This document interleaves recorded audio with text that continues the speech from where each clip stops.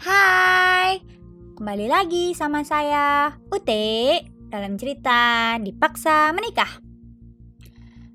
Kali ini cerita Intan dan Riko sudah masuk ke bab 28. Mau tahu lanjutan cerita mereka nggak? Yuk dengerin bareng-bareng.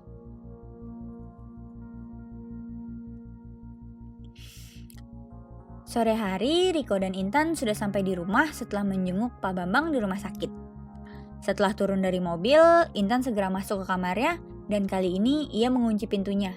Ia takut sewaktu-waktu Riko masuk ke kamarnya seperti beberapa hari ini. Ia segera mandi lalu belajar untuk ujian besok. Di kamarnya, Riko sedang berbaring di ranjangnya sambil memikirkan bagaimana cara memutuskan Rosa. Sudah lama, perasaan Riko terhadap Rosa memudar karena kurangnya komunikasi. Dan tadi siang sebelum mandi, ia juga mendapatkan informasi dari mata-mata yang ia kirim untuk mengawasi Rosa di luar negeri. Rosa di sana tidak hanya bekerja, tetapi juga berkencan dengan model laki-laki yang akhir-akhir ini namanya sangat tenar. Bahkan mereka menginap di kamar yang sama. Dasar wanita murahan, umpat Riko sambil meninju bantalnya. Riko pun keluar kamar menuruni tangga lalu ke dapur, menyeduh kopi instan sendiri. Ia tahu Intan sedang belajar sehingga ia tidak mengganggunya. Sudah jam 7 malam, Intan belum keluar juga dari kamarnya. Seharusnya ia sudah memasak dan menyiapkan makan malam untuk mereka. Riko pun ke kamar Intan dan membuka pintunya. Tetapi pintunya tidak bisa dibuka karena dikunci dari dalam. Tumben dikunci, gumam Riko. Ia pun mengetuk pintu kamar Intan. Tidak beberapa lama, Intan keluar. "Ini pintu kenapa dikunci?" tanya Riko ingin tahu.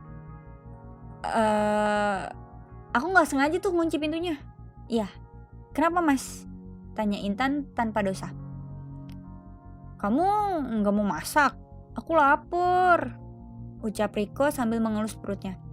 "Oh yaudah, aku masak sekarang deh," balas Intan lalu pergi ke dapur. Setelah masakan Intan dihidangkan di meja makan, Riko dan Intan makan malam bersama.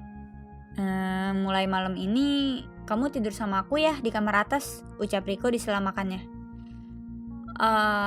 Tapi mas," ucap Intan terputus. Udah gak usah bantah deh, aku tuh suami kamu sekarang," ujar Riko tegas.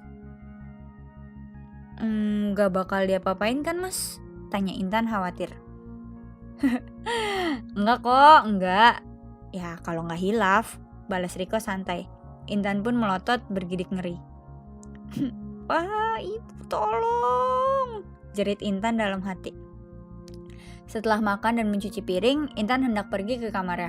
Tetapi dicegah Riko. Mau kemana? Ayo ke atas," ajak Riko sambil menggandeng tangan Intan.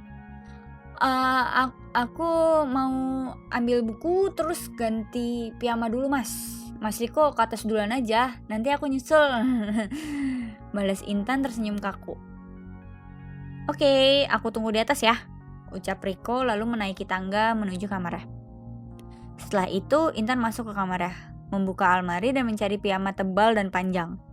Kali ini ia tidak mau melepas berahnya ketika tidur. Ia juga menyiapkan buku yang banyak dan tebal untuk dipelajari sehingga ia terlihat sibuk di kamar Riko nantinya. "Ide yang bagus Intan," ujar Intan tertawa bangga ala pahlawan bertopeng. Setelah mengganti piyamanya, seperti biasa Intan menggosok gigi dan mencuci mukanya. Setelah itu ia keluar kamar dan berjalan menaiki tangga menuju kamar Riko dengan membawa beberapa buku di tangannya.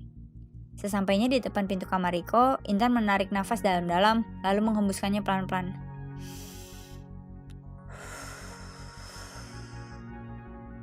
"Tenang Intan, tenang. Gak bakalan terjadi apa-apa kok, tenang, oke?" Gumam Intan menenangkan perasaannya sendiri yang dari tadi dak-dik-duk gak karuan. Setelah itu Intan mengetuk pintu dan membukanya. Tampaklah Riko sedang berbaring dan bersandar pada sandaran di ranjangnya, memainkan ponselnya. Cerita Intan dan Riko sampai sini dulu ya. Terima kasih sudah setia mengikuti cerita Dipaksa Menikah. Sampai jumpa di bab berikutnya. Dadah!